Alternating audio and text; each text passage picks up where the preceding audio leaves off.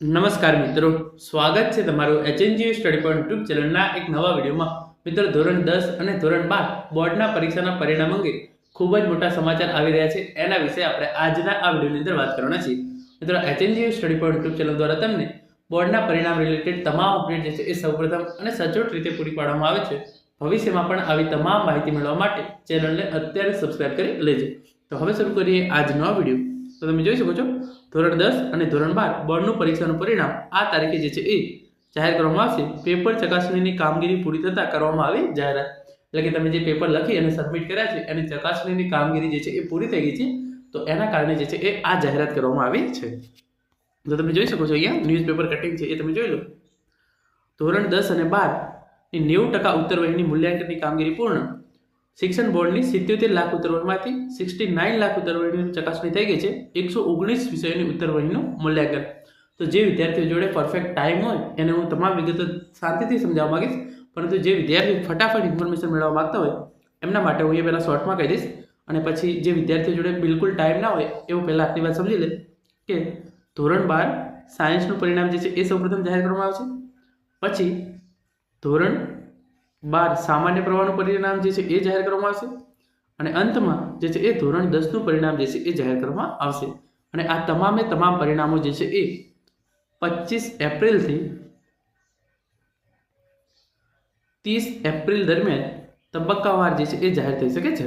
એટલે 25 એપ્રિલથી 30 એપ્રિલ દરમિયાન ધોરણ 10 અને 12 બોર્ડનું પરિણામ જે છે એ જાહેર થઈ શકે છે. જેની અંદર સૌપ્રથમ ધોરણ 12 સાયન્સનું પરિણામ આવશે, એના પછી ધોરણ 12 સામાન્ય પ્રવાહનું પરિણામ, અને છેલ્લે ધોરણ 10નું પરિણામ જે છે એ જાહેર કરવામાં આવશે. તો આ વાત થઈ ગઈ જે વિદ્યાર્થીઓ જોડે ટાઈમ ના હોય એમના માટે.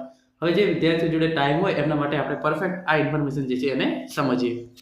તો તમે જોઈ શકો છો, અહીંયા લખ્યું છે, ગુજરાત માધ્યમિક અને ઉચ્ચતર માધ્યમિક શિક્ષણ બોર્ડ ધોરણ 10 અને 12 સાયન્સની પરીક્ષા પૂર્ણ થયાના બીજા જ દિવસે ઉત્તરવહી મૂલ્યાંકનની કામગીરી જે છે એ શરૂ કરવામાં આવી હતી. આ વખતે બોર્ડની પરીક્ષાની ઉત્તરવહી મૂલ્યાંકન માટે 69,000 કરતાં વધુ શિક્ષકોની કામગીરી જે છે એ સોંપવામાં આવી છે.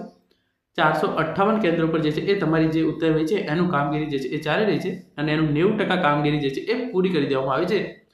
કુલ 77 લાખ ઉત્તરવહી હતી, એમાંથી 69 લાખ 69 લાખ ઉત્તરવહીનું જે છે એ કામગીરી પૂરી થઈ ગઈ છે, અને જે બાકી છે એ 4 એપ્રિલ સુધીમાં તમામ કામગીરી જે છે એ પૂરી થઈ જશે.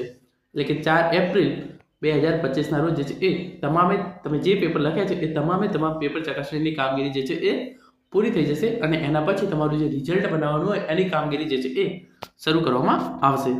આ વખતે બોર્ડની પરીક્ષા જે છે એ વહેલી શરૂ થઈ હતી.